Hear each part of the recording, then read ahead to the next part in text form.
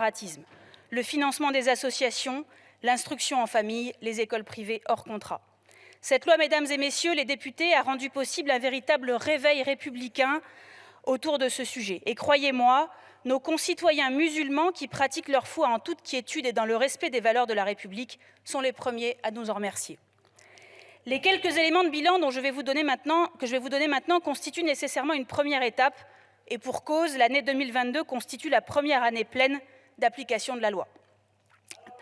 D'abord, à l'issue de cette première année, l'ensemble des textes d'application de la loi ont été pris. S'agissant d'un texte de plus de 100 articles, c'est suffisamment rare pour être souligné. Leur mise en œuvre est encore inégale d'un territoire à l'autre, certains départements étant encore en phase d'appropriation de ces outils.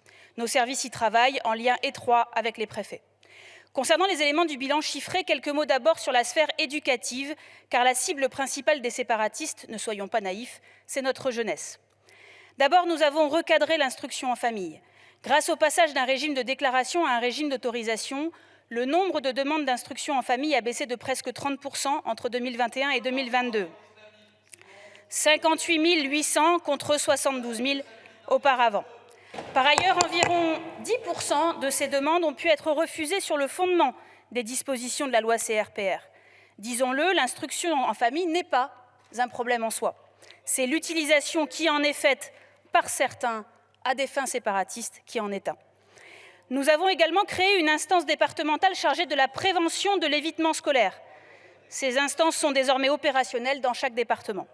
La loi CRPR permet par ailleurs au préfet de fermer administrativement un établissement privé hors contrat.